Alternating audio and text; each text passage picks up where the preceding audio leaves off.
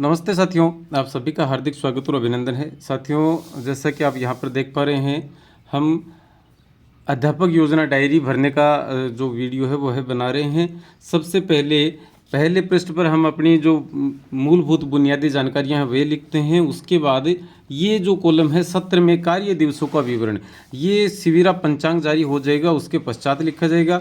यहाँ पर आप देख पा रहे हैं अध्यापकानुसार समय विभाग चक्र, मतलब टीचर वाइज टाइम टेबल। तो टीचर वाइज टाइम टेबल में हमने यहाँ पर सिर्फ विषय मेंशन करना होता है, जो कि यहाँ पर कर दिया गया है।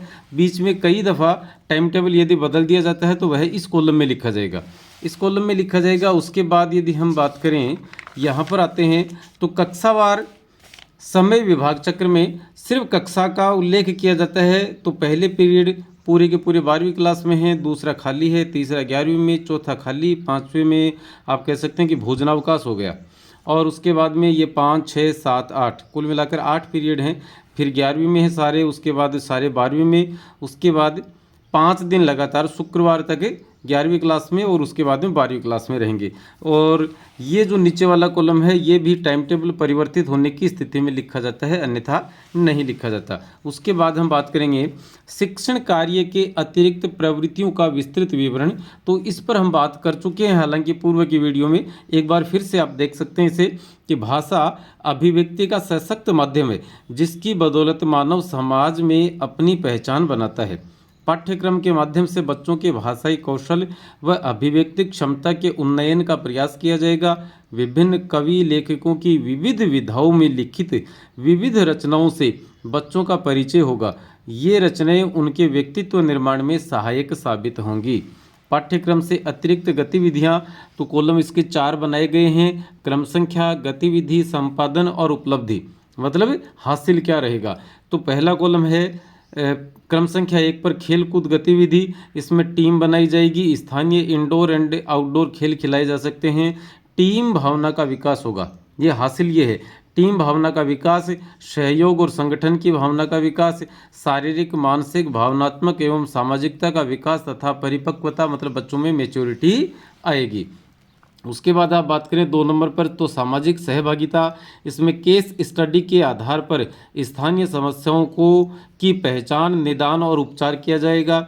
सामाजिकता का विकास होगा, इससे दृष्टिकोण में बदलाव होगा एवं निर्माण होगा, नए दृष्टिकोण बनेंगे और परिवेश से बच्चों का जुड़ाव होगा। क्योंकि हम केस स्टडी यदि करते हैं तो परिवेश से बच्चों का जुड़ाव बढ़ता है।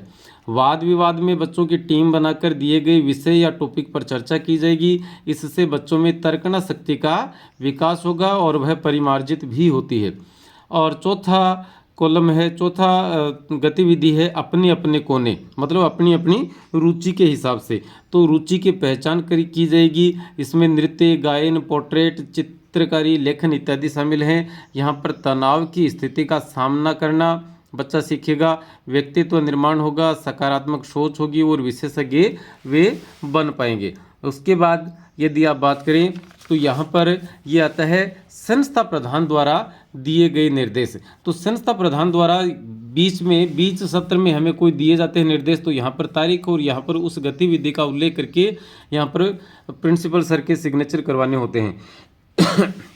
यहाँ कुछ ऐसे निर्देश हैं जो कि सार्वभौमिक और सर्वकालिक हैं। यहाँ पर देखें, जैसे पहला बिंदु क्या है, बच्चों में संवैधानिक मूल्यों का विकास किया जाए। भारतीय संविधान की उद्देशिका के अनुसार अध्यापन कार्य किया जाए ताकि संविधान के प्रति आस्था विकसित हो सके। दूसरा कॉलम है जाति, धर्म, लिंग या वर्ण का अर्थ है यहाँ पर रंग से के आधार पर किसी प्रकार का विभेद या भेदभाव न हो। तीसरा है पर्यावरण और उसके संरक्षण के प्रति जागरूक किया जाए। चौथा है अपने व्यवहार से टीचर को जैसे प्रिंसिपल सर मुझे कह रहे हैं कि आप अपने व्यवहार से इस प्रकार का आदर्श प्रस्तुत किया करें जिससे मानवीय नैतिक मूल्यों का विकास बच्चों में हो सके। पांचवा है संविधान द्वारा प्रदत्त अधिकारों की रक्षा के साथ साथ, मतलब बच्चों को ये बताया जाए कि आपके अधिकार हैं, आप अपने अधिकारों की रक्षा करें, इसके साथ ही साथ न केवल अधिकार अपितु कर्तव्यों के विषय में भी जागरूक किया जाए कि सिर्फ आपको अपने अधिकार ही नहीं देखने, आपकी ड्यूटीज़ हैं कुछ, वो ड्यूटीज़ भी आपको पूरी करनी होती हैं। छठा पॉइंट है स्वतंत्रता सेनानियों व महापुरुषों के जीवनादर्शों से परिचित करवाया जाए ताकि बच्चों में नैतिक और मानवीय मूल्यों का विकास हो सके और वे राष्ट्रीयता की भावना से गौरवान्वित हो सके। सातवां है विशेष आवश्यकता वाले बच्चे अर्थात CWSN child with special needs वाले बच्चों का विशेष ख्याल रखें और उनके साथ समुचित व्यवहार सुनिश्चित करें। ये कुछ ऐसे पॉइंट्स थे जो कि सर्वकालिक हैं। अब हम बात करेंगे, ये कुछ योजनाएं हैं, इन योजनाओं पर हम बात पूर्व की वीडियो में कर चुके हैं, जो वार्षिक योजनाएं हैं उन पर। अब हम बात करेंगे दैनिक डायरी की। दैनिक डायरी हमें किस प्रकार से भरनी है। यदि आप चैनल पर नए हैं तो सब्सक्राइब जरूर कर लें। जैसे 1 जुलाई 2024 को हमने डायरी भरी है। 12वीं क्लास में पहला प्रकरण था भाषा, लिपि और व्याकरण का, तो इसमें भाषा की परिभाषा और उसके स्वरूप के विषय में बच्चों को अवगत करवाया जाएगा। और गृह कार्य में दिया है भाषा की परिभाषा और स्वरूप लिखिए। तीसरा पीरियड 11वीं क्लास में था तो नमक का दारोगा, और इसमें प्रेमचंद का जीवन परिचय पढ़ाया जाएगा। प्रेमचंद का जीवन परिचय ही बच्चों को होमवर्क के रूप में दिया जाएगा। पांचवा पीरियड है आधी छुट्टी के बाद ईदगाह है। प्रेमचंद ईदगाह पाठ पढ़ेंगे अंतरा भाग 1 में। इसमें प्रेमचंद का साहित्यिक परिचय पढ़ाया जाएगा और यही बच्चों को दिया जाएगा। चूँकि ये सत्र का पहला दिन है इसलिए बाद में हमें गांव में अभिभावकों से संपर्क हेतु गए थे तो वह आ गया। तो इस प्रकार से लगातार ये चलते जा रहे हैं। एक बात और बता दें कि डायरी लेखन जो है वह अगले दिन का किया जाता है।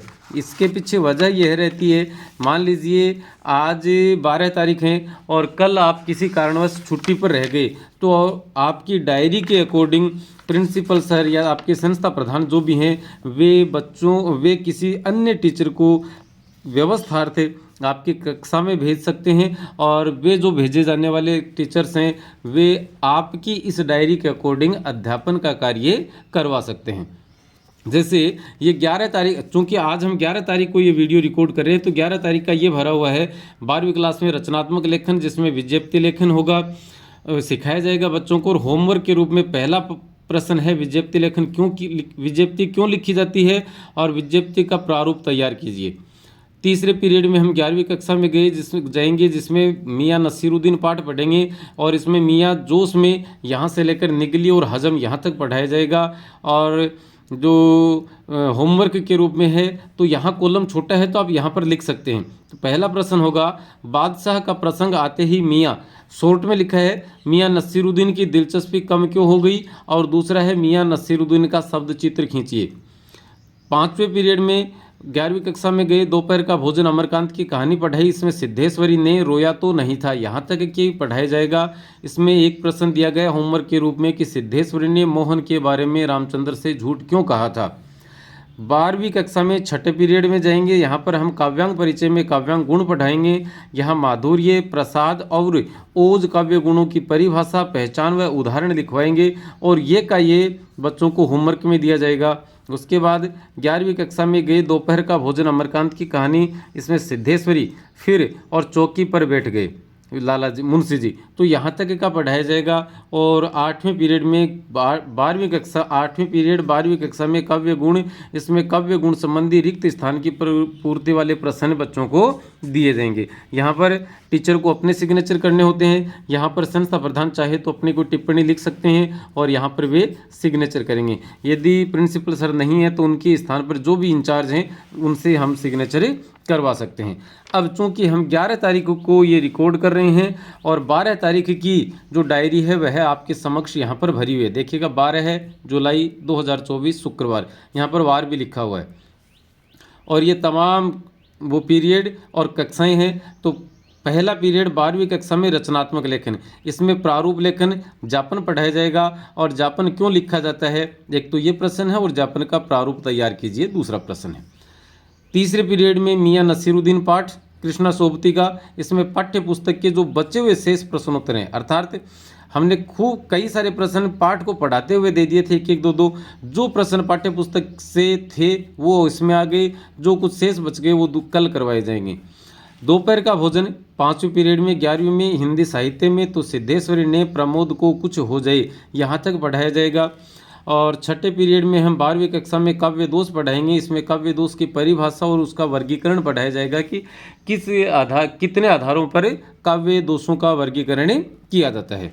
उसके बाद में 7वें पीरियड में 11वीं कक्षा में दोपहर का भोजन पढ़ाएंगे और मुंशी जी से लेकर गुड़ होगा क्या, उन्होंने ये सवाल किया, तो वहाँ तक इसमें रामचंद्र की चारित्रिक विशेषताएं बच्चों से लिखवाई जा सकती हैं, लिखवाई जाएंगी।